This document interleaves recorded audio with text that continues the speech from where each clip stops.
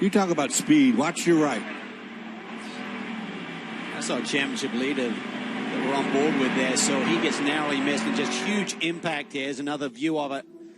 Realizes no one is at home when he hits that brake pedal, Dorsey. Takes evasive action, but he's going straight. He can't really scrub any speed. Cross the gravel trap. He would have been pumping that brake pedal like mad. That's what he was doing, trying to shake some speed off of the car. Look at that. Oh. That's well into the, over 100 mile per hour hit right here.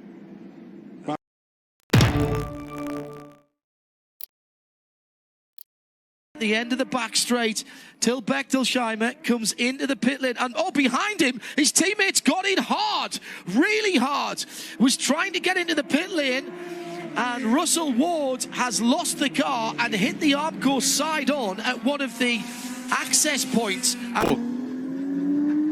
Not sure what happened there, but down there in turn 11. Oh, you can see the damage here. Let's take a look and see what happened here down here in turn number 11. See it develop here. Jorgensen, pretty late move there. I don't think Schmidt had even seen him, even though his approach speed seemed to be a little bit off. So I'm not. Yellow's going to come out. That is not what Power and Penske wanted. Blocking pit entry as well when you're low on fuel. Felix Rosenquist. Give up. He's way out there. Oh, they touched. They touched. Hinch just got big time into the back of Rosenquist. And that's what happens when you're racing guys on cold tires and the leader doesn't pit. You're in the danger zone, just like we said.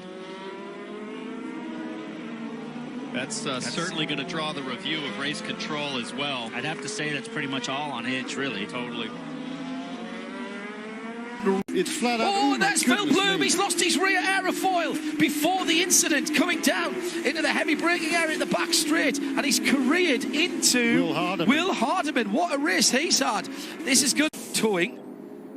So coming down, the rear wing's gone long before the braking area, and at that point the rear end of the car is light, right on the brow where you come over the top. You're braking just on the top of that brow, and at that point it just goes to prove, Jeremy, doesn't it, just how much aerodynamic downforce that rear wing is giving these cars. You're absolutely right, John. It does. And 2 hours and 40 minutes are on the clock. We're ready to go racing at the Circuit of the Americas, and we've unleashed the beasts. The green flag is waving from our Grand Marshal, and it is Alex Franco from 94.7 FM radio person as he heads off to get a little bit of hospitality. There's already been a schmozzle, and there's a couple of really important cars in there. One of them, the 62 Ferrari, which we were hoping to have a good run on their home ground. And there's one of the Corvettes in there. BMWs coming through. They go through first and second. Fizzy got tapped by... Fizzy got tapped. Both the Fords involved there. Yeah. So Fizzy was turned around by the 67 and got turned into the 66, which will also have damage. All kinds of fun and games going on further up the field. So what an extraordinary happening at the first corner, and the Corvette, an absolute innocent party. Yeah, and the Ford GT just went way too deep at the apex of turn one. Just caroomed into the side of the number 62 Ferrari. I mean, Fisichella was absolutely minding his own business there at all. Nothing to do with him. Right, let's get down to find out the severity of the injuries to the cars. The drivers, I'm sure, will be all right. Fisichella. Before we do it, just watch this on board here. Okay, fine. There was contact there between the number 2 car, that is Scott Sharp, and the number 90 car at turn 2. The front end of number 2 car got clipped. He spun around. That's why he's at the back of the pack. Back in the pack, a couple of Texans battling for 18th. Austin Kazuba in the 27. Timo Reger in the JDX machine. Some contact here entering 12. Reger, who dominated the early season behind the wall early in this one. So far this season, a red flag. A school bus somehow getting out onto the course. The first graders late for recess, I guess. Just when you think you've seen it all.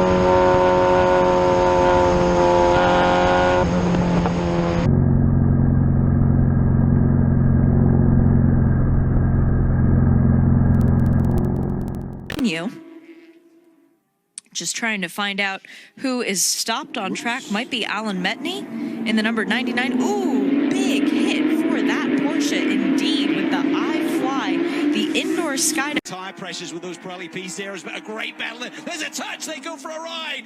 Whitman just skates through, the rest of the field coming through here. Wow, got to watch out. Paul Rudd. A full course caution. The Indy Motorsports Group Honda of Davis Durrett stopping on course.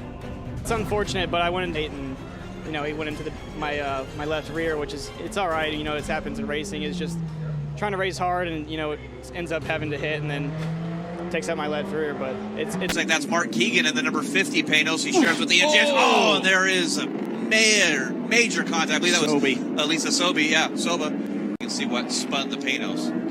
He lost it by himself. I didn't see any contact. It looked like he got lucky for a while, and then suddenly that McLaren was blinded momentarily and just had nowhere to, see the 22 car. Like sudden. Having the 41 car in this event as well. Eves back at work here, trying to get by points leader Kyle Kirkwood in the Cape Motorsports 8 car. Second full course caution now for a tangle involving the Motorola machine, the 45 car of Baltazar Leguizamon, and the 35 of Nick Andres. Get an onboard look here from Jordan Sherritt's machine. You can see the two cars coming together. Heavy damage ensues.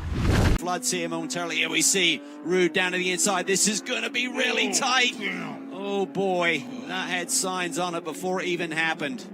Yeah, and that's going to have to come into a full course yellow with the damage to that car. And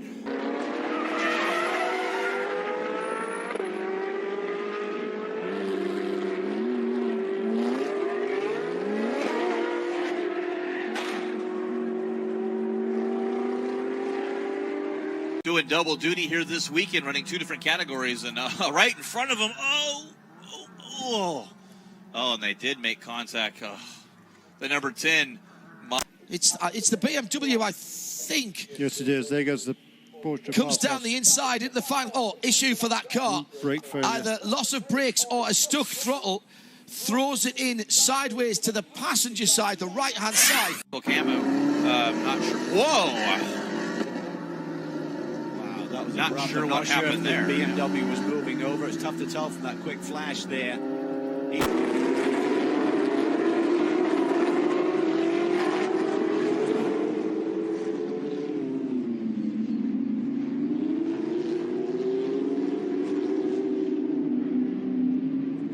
Piece of driving by Mark Miller, but now Robin Liddell may be able to use the power, and there was contact. Was there? Yes, there was. It was the Murillo 65 that turned that 18 car around. The 65 was Brett Mosing.